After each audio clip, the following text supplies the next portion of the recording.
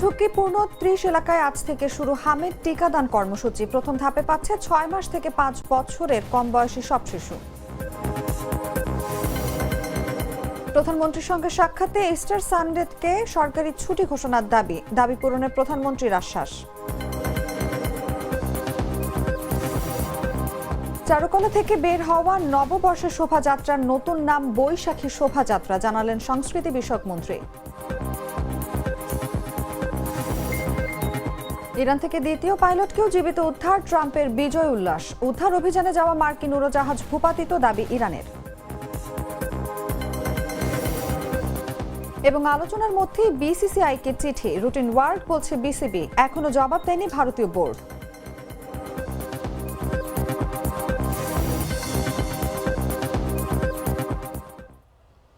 এতক্ষণ শুনছিলেন সংবাদ শিরোনাম। দর্শক, আমন্ত্রণ দুপুর ৩টার সংবাদে, সঙ্গে আছি আমি অনুভা বিশ্বাস।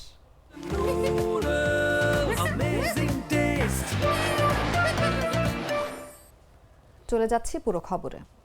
হামের প্রাদুর্ভাব মোকাবিলায় দেশের ৩০টি উচ্চ ঝুঁকিপূর্ণ এলাকায় আজ থেকে জরুরি হাম রুবেলা টিকাদান কর্মসূচি শুরু হয়েছে। রোববার সকাল ৯টা থেকে বিকেল ৫টা পর্যন্ত চলবে এই কার্যক্রম। প্রথম ধাপে ৬ মাস থেকে ৫ বছরের কম বয়সী সব শিশু এই টিকা নিতে পারবে। আগে যারা টিকা পেয়েছে তারাও এই কার্যক্রমের আওতায় থাকবে। এর আগে শনিবার সচিবালয়ে স্বাস্থ্য ও পরিবার কল্যাণ মন্ত্রণালয়ের এক ব্রিফিংয়ে এসব তথ্য জানান স্বাস্থ্যমন্ত্রী সর্দার মোহাম্মদ সাখাওয়াত হোসেন বকুল। তিনি এই সময় বলেন, দেশের সাম্প্রতিক সময়ে কিছু এলাকায় হামের প্রাদুর্ভাব বেড়ে যাওয়ায় জাতীয় ও আন্তর্জাতিক বিশেষজ্ঞদের পরামর্শে এই কর্মসূচি নেওয়া হয়েছে। আগামী ২১শে মের মধ্যে কার্যক্রম সম্পন্ন করার লক্ষ্য নির্ধারণ করা হয়েছে। স্কুল, মাদ্রাসা, শ্রমঘন এলাকা এবং ঝুঁকিপূর্ণ বসতিতেও অস্থায়ী টিকাদান কেন্দ্র স্থাপন করা হতে পারে। স্বাস্থ্য বিভাগ জানায়, আক্রান্ত বা সন্দেহভাজন শিশুদের ভিটামিন এ ক্যাপসুল দেয়া হবে, তবে সুস্থ শিশুর ক্ষেত্রে শুধু টিকা প্রয়োগ করা হবে। অসুস্থ শিশুকে সুস্থ হওয়ার পর টিকা নিতে বলা হয়েছে। কর্মসূচির আওতায় ১৩,২৩,৬০০ শিশুকে টিকা দেওয়ার লক্ষ্যমাত্রা নির্ধারণ করা হয়েছে। পরিস্থিতি অনুযায়ী পরে কর্মসূচি আরো বিস্তৃত করা হবে।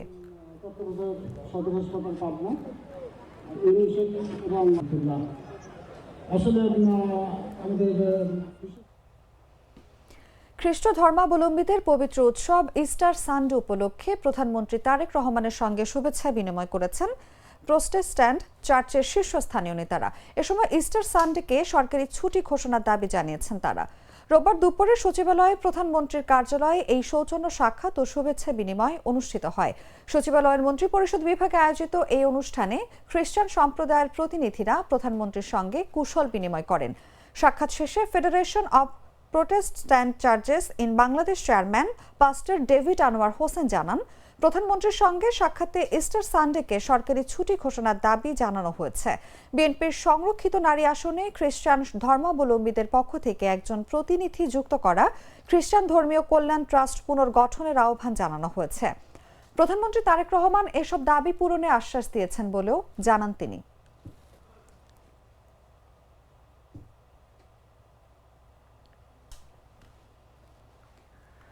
পহেলা বৈশাখ উপলক্ষে ঢাকা বিশ্ববিদ্যালয়ের চারুকলা ইনস্টিটিউট থেকে বের হওয়া শোভাযাত্রার নাম পরিবর্তন করে বৈশাখী শোভাযাত্রা করা হয়েছে বলে জানালেন সংস্কৃতি বিষয়ক মন্ত্রী নিতাই রায়চৌধুরী। রোববার বাংলা নববর্ষ এবং চাকমা, মারমা, ত্রিপুরা, গারো সহ অন্যান্য জাতিগোষ্ঠীর নববর্ষ উদযাপনের বিভিন্ন কর্মসূচি বিষয়ে আয়োজিত এক সংবাদ সম্মেলনে মন্ত্রী একথা জানান।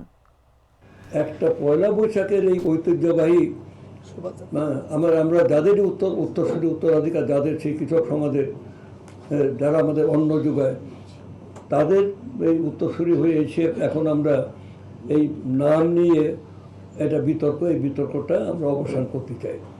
এই অবসান করে আমরা সিদ্ধান্ত নিয়েছি আমাদের এই গুরুত্বপূর্ণ আজকের মিটিংয়ে, এবং এর আগেও আমরা এটা নিয়ে বড় মিটিং করেছি।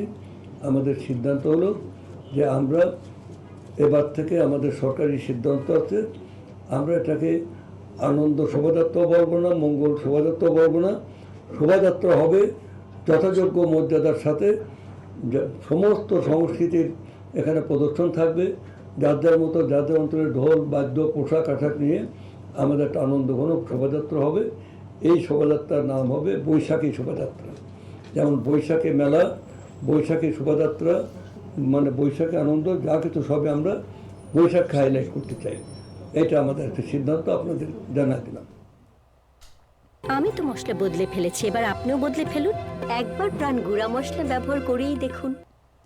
জানাবো আন্তর্জাতিক সংবাদ।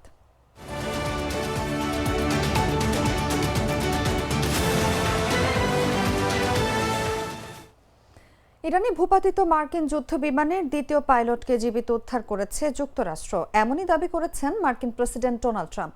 এই ঘটনাকে যুক্তরাষ্ট্রের ইতিহাসের অন্যতম সাহসী ও দুঃসাহসিক উদ্ধার অভিযান বলে অভিহিত করেছেন তিনি, যদিও এখনো বিস্তারিত তথ্য যাচাই করা সম্ভব হয়নি। বিস্তারিত জাগো ডেস্ক রিপোর্টে।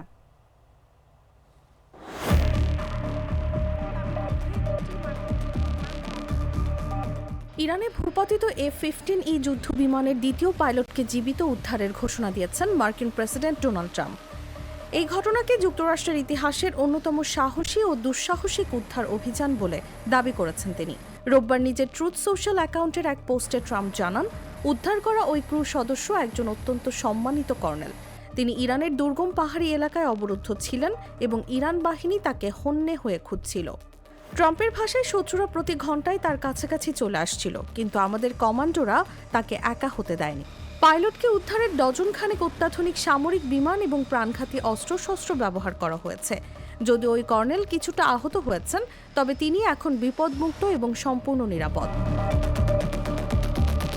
ট্রাম্প তার বার্তায় এক চমকপ্রদ তথ্য ফাঁস করেন। তিনি জানান, গতকালই প্রথম পাইলটকে সফলভাবে উদ্ধার করা হয়েছিল, কিন্তু দ্বিতীয় উদ্ধার অভিযানটি যাতে কোনোভাবে ঝুঁকিতে না পড়ে সেজন্য বিষয়টি তখন গোপন রাখা হয়েছিল।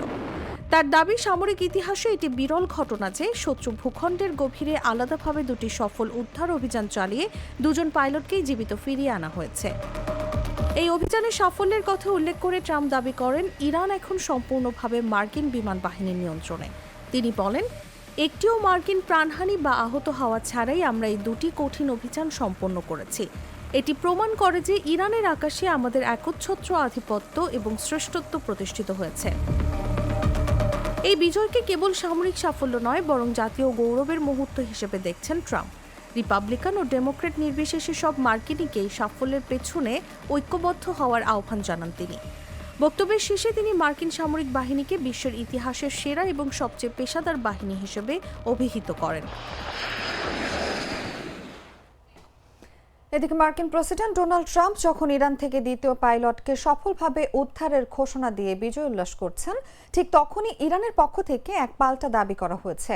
ইরানের ইসলামিক রেভলিউশনারি গার্ড কোর দাবি করেছে তারা ইস্পাহানের দক্ষিণাঞ্চলে উদ্ধার অভিযানে অংশ নেয়া একটি মার্কিন উড়োজাহাজ ভূপাতিত করেছে। ইরানের আধা সরকারি বার্তা সংস্থা ফার্স তাদের টেলিগ্রাম চ্যানেলে একটি ছবি প্রকাশ করেছে, যেখানে একটি মাঠ থেকে ঘন কালো ধোঁয়া উঠতে দেখা যাচ্ছে। ইরানের দাবি, নিখোঁজ মার্কিন পাইলটকে খুঁজতে আসা একটি উড়োজাহাজকে তাদের আধুনিক প্রতিরক্ষা ব্যবস্থা দিয়ে আঘাত করা হয়েছে।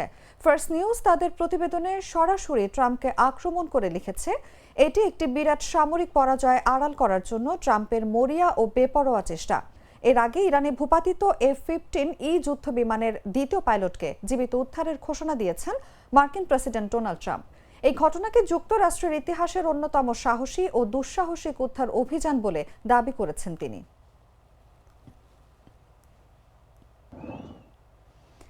ইরানে ভূপাতিত F-15E যুদ্ধ বিমানের এক পাইলটকে উদ্ধার অভিযানের সময় সেখানে আটকে পড়া নিজেদের দুটি পরিবহন প্লেন ধ্বংস করে দিয়েছে যুক্তরাষ্ট্র। রোববার এই তথ্য জানায় মার্কিন সংবাদ মাধ্যম দ্য নিউ ইয়র্ক টাইমস।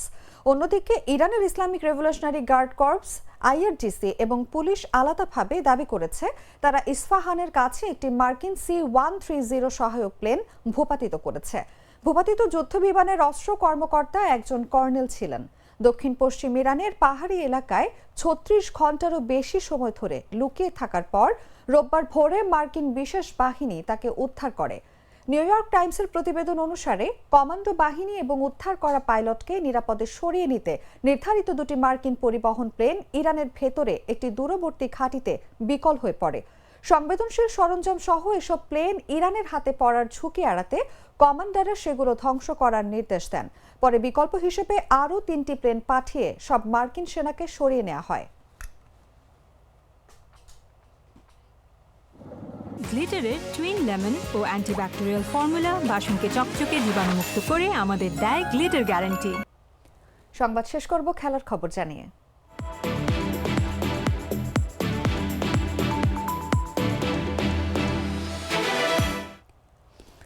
ভারতের সঙ্গে সাম্প্রতিক সময়ে ক্রিকেটীয় যোগাযোগ নিয়ে আলোচনা চলছিল। এরই মধ্যে ভারতীয় ক্রিকেট বোর্ডকে একটি চিঠি পাঠিয়েছে বাংলাদেশ ক্রিকেট বোর্ড। গণমাধ্যমে বিষয়টি সামনে আসার পর এই নিয়ে ব্যাখ্যা দিয়েছে বিসিবি। শনিবার বোর্ড সভা শেষে বিসিবির ক্রিকেট অপারেশনস কমিটির চেয়ারম্যান নাজমুল আবেদিন ফাহিম জানান, মূলত আসন্ন সিরিজ ও স্থগিত থাকা কিছু কর্মসূচি নিয়ে ভারতীয় বোর্ডের সঙ্গে যোগাযোগ করা হয়েছে। তিনি বলেন, সেপ্টেম্বরে ভারতের বাংলাদেশ সফরে আসার কথা রয়েছে। গেল বছর বাংলাদেশ নারী দলের ভারতে যাওয়ার কথা ছিল, যা স্থগিত হয়ে যায়। এই ব্যাপারে বিসিসিআইকে মেইল করা হয়েছে। ভবিষ্যতের বিভিন্ন ইভেন্ট ও কর্মসূচি নিয়েও দুই বোর্ডের মধ্যে যোগাযোগ করা হয়েছে বলেও জানান তিনি। এটি নিয়মিত যোগাযোগ উল্লেখ করে অন্য বোর্ডের সঙ্গেও এই যোগাযোগ হয় বলে জানান তিনি। ভারতীয় বোর্ড এখনও বিসিবির পাঠানো চিঠির কোনো জবাব দেয়নি। তবে বিসিবি আশা করছে দুই বোর্ডের মধ্যে চলমান যোগাযোগের মাধ্যমে সম্পর্ক স্বাভাবিক অবস্থায় ফিরবে।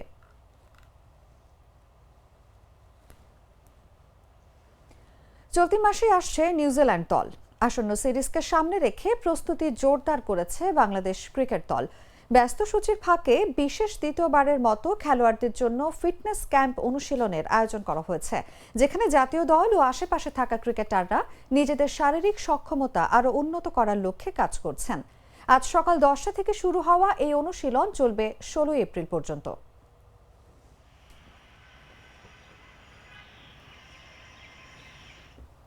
সংবাদ শেষ করার আগে শিরোনামগুলো জানিয়ে দিচ্ছি আরও একবার।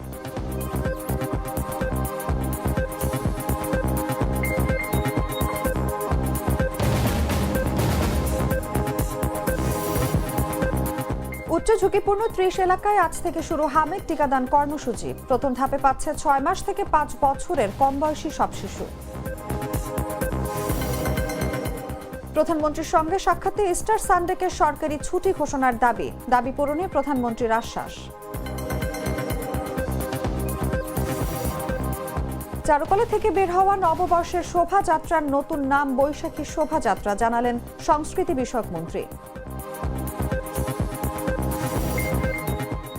ইরান থেকে দ্বিতীয় পাইলটকেও জীবিত উদ্ধার, ট্রাম্পের বিজয় উল্লাস। উদ্ধার অভিযানে যাওয়া মার্কিন উড়োজাহাজ ভূপাতিত, দাবি ইরানের। এবং আলোচনার মধ্যে বিসিসিআইকে চিঠি, রুটিন ওয়ার্ক বলছে বিসিবি, এখনো জবাব দেয়নি ভারতীয় বোর্ড।